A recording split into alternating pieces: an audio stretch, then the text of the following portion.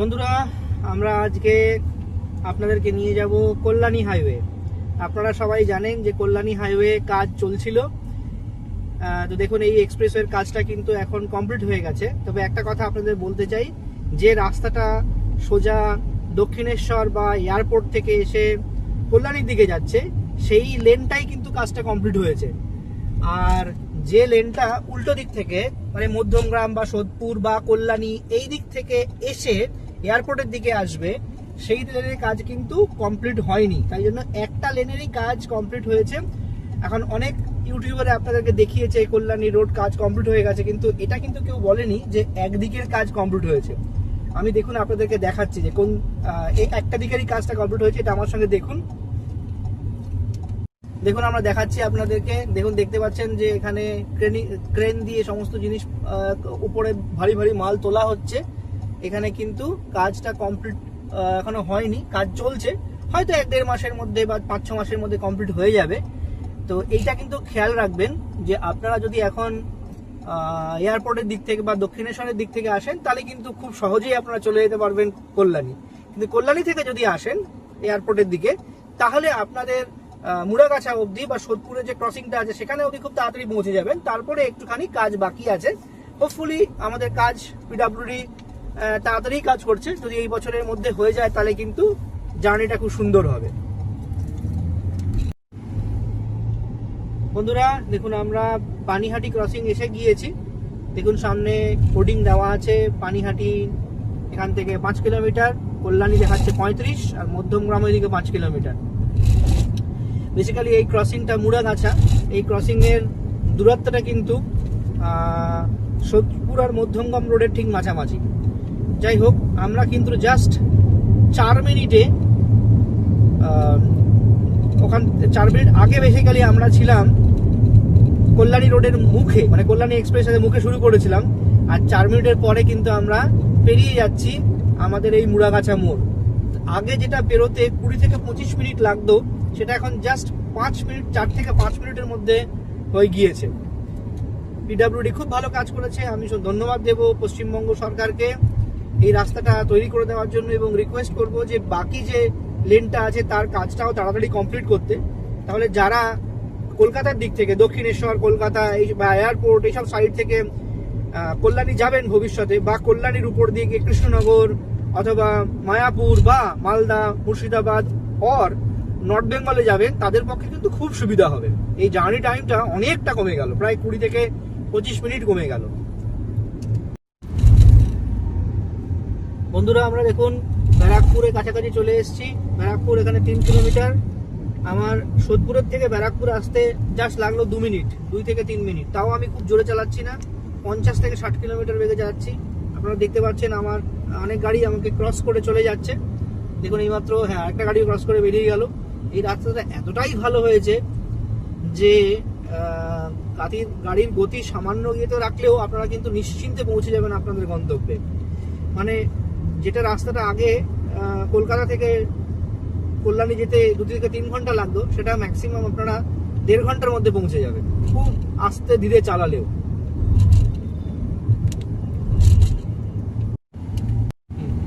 বন্ধুরা দেখুন, আমরা এখন শ্যামনগর পৌঁছে গেছি। কল্যাণী আর 20 কিলোমিটার। আমরা রওনা দেওয়ার পরে 10 মিনিট হয়েছে, তার মধ্যে আমরা শ্যামনগর পর্যন্ত চলে এসেছি। আরেকবার বলে দিই, এখানে যখনই গাড়ি চালাবেন, এখানে কিন্তু স্পিড লিমিট ম্যাক্সিমাম 80 হাইওয়ের উপরে।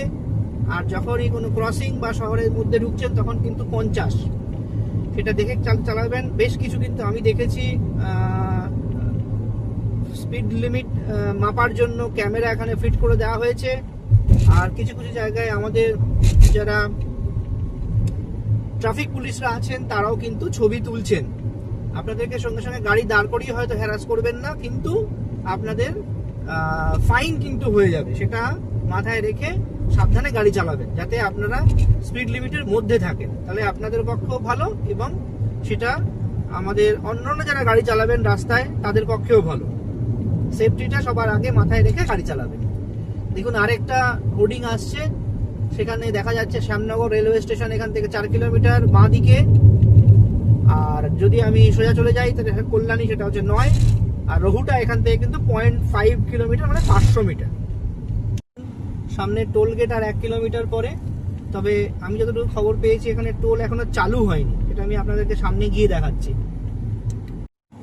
বন্ধুরা দেখুন, আমরা টোলে চলে এসেছি। তো যে টোল দেখালাম আপনাদেরকে, সেই টোল গেট পেরোচ্ছি আমরা। এখানে যেটা আপনাদের বললাম, টোল গেট এখনো চালু হয়নি।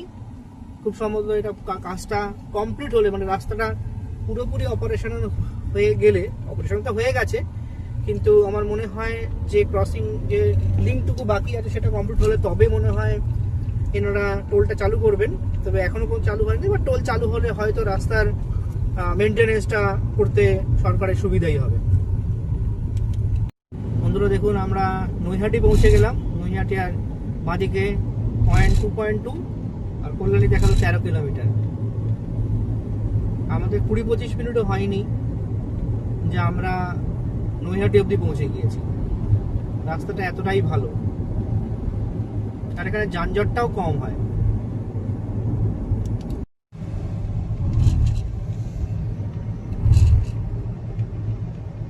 এভাবে চলছি, এভাবে করে দিলাম, তাও কিন্তু জিনিসটা হয়ে উঠছে।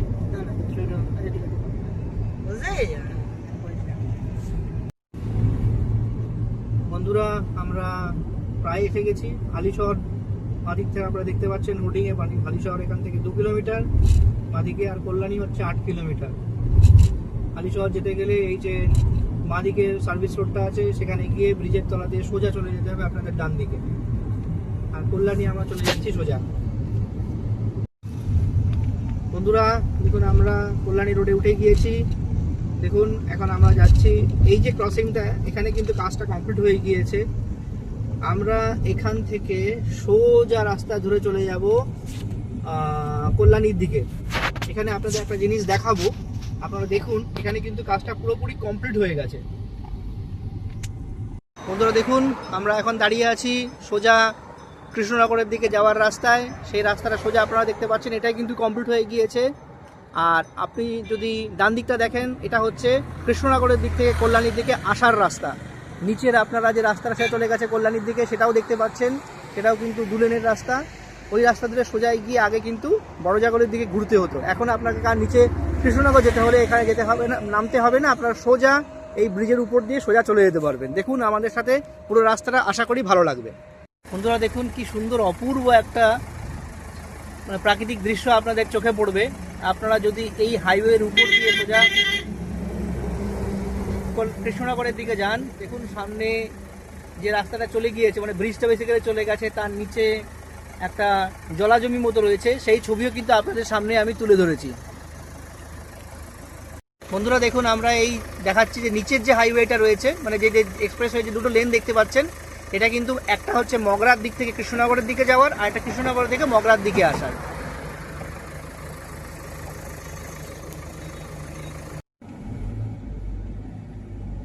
বন্ধুরা দেখুন কি সুন্দর লাগছে। সামনে আমরা রাস্তা চলে গেছে, পিচ ঢালা রাস্তা।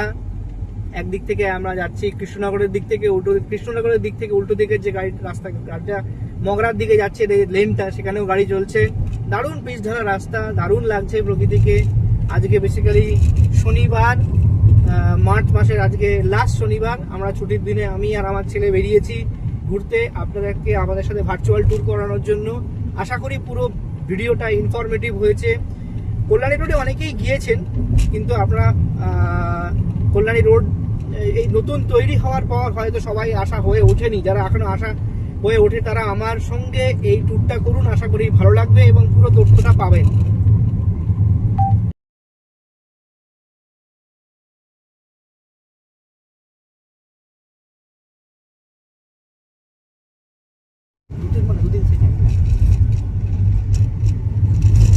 কি সুন্দর প্রাকৃতিক দৃশ্য। ব্রিজটা ঘুরে গেছে বাঁদিকে, সরি ডান দিকে ঘুরে গিয়েছে। দেখুন আপনারা বন্ধুরা, দারুণ লাগছে রাস্তাটা। আমরা কৃষ্ণনগরের কাছাকাছি, কৃষ্ণনগর পৌঁছায়নি, বেসিক্যালি কল্যাণী থেকে যে কৃষ্ণনগরের দিকে রাস্তাটা, সেখানে পৌঁছে গেছি।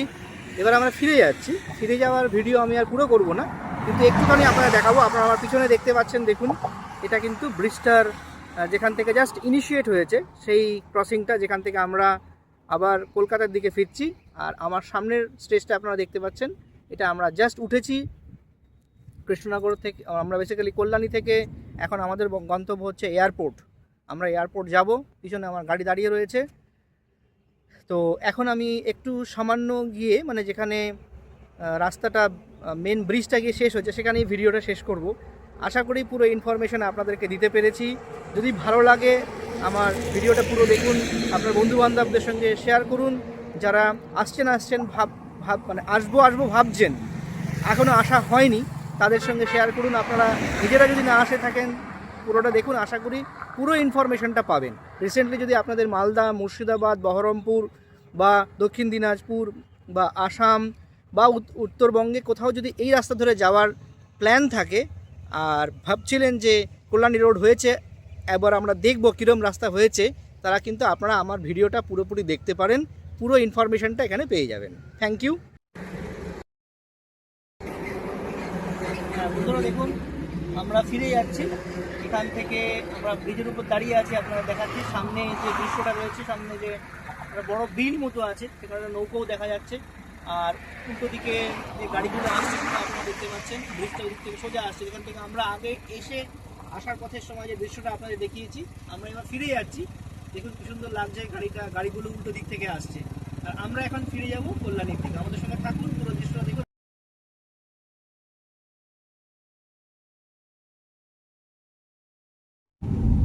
বন্ধুরা আমরা ব্রিজ থেকে নেমে গিয়েছি, দেখুন আমরা সোজা এখন এয়ারপোর্টের দিকে যাচ্ছি। দেখুন এখান থেকে এয়ারপোর্ট দেখাচ্ছে আর 40 কিলোমিটার। আমরা এখন ফেরত যাচ্ছি। পুরো ভিডিওটা আমি এখান থেকে করবো না, ফেরত যাওয়ার ভিডিও, কারণ আসার ভিডিওতে আমি রাস্তা আপনাদের পুরো দেখিয়েছি। আমি এটুকু বলে রাখি, আমাদের কলকাতার দিক থেকে এখানে পৌঁছাতে মানে ক্রসিং থেকে, যেখান থেকে আর কি দক্ষিণেশ্বর এবং এয়ারপোর্টের যে ক্রসিং, সেইখান থেকে সোজা কল্যাণীর মুখ থেকে আমার কল্যাণীর রোড কল্যাণী এক্সপ্রেসওয়ে শেষ করতে লেগেছে জাস্ট মাত্র 22 মিনিট। কথাটা একটু ভুল হলো, ঠিক করে বলি। বেসিক্যালি কৃষ্ণনগরের দিকে জাংশন অবধি পৌঁছাতে আমার লেগেছে 22 মিনিট। রাস্তাটা যেটা আগে টাইমটা বেশি লাগতো সেটা অনেকটাই কমে গিয়েছে, রাস্তাটাও দারুণ হয়েছে। আর আমি এগেইন পশ্চিমবঙ্গ সরকার এবং পিডব্লিউডিকে ধন্যবাদ দেবো এত সুন্দর একটা রাস্তা বানানোর জন্য। রিকোয়েস্ট করবো ভবিষ্যতে ওনারা যদি আরও দেখেন পশ্চিমবঙ্গের মধ্যে অন্যান্য জায়গাতেও এইরকম ফ্লাইওভার এবং রাস্তা যদি বানানো যায় খুব ভালো হয়, তাহলে আমাদের যাত্রী সাধারণের পক্ষে খুব ভালো হবে এবং গাড়ির গন্তব্যে পৌঁছানোর যে টাইম সেটাও কিন্তু অনেক কমে যাবে। যাই হোক, আমি আর ভিডিওটা ইলংগেটেড করবো না। যদি আপনার ভিডিওটা ভালো লেগে থাকে এবং পুরোটা যদি দেখে থাকেন, তাহলে আপনাদের বন্ধু বান্ধবদের সঙ্গে শেয়ার করুন, আমার চ্যানেলটা সাবস্ক্রাইব করুন, বেল আইকনটা প্রেস করে দিন যাতে অন্যান্য পরবর্তী নোটিফিকেশন আপনাদের কাছে পৌঁছে যায়। এবং আমার সঙ্গে থাকার জন্য ধন্যবাদ। আমাকে একটু সাপোর্ট করুন যাতে আমি আরও ভালো ভালো ভিডিও ভবিষ্যতে আপনাদের জন্য নিয়ে আসতে পারি। Thank you.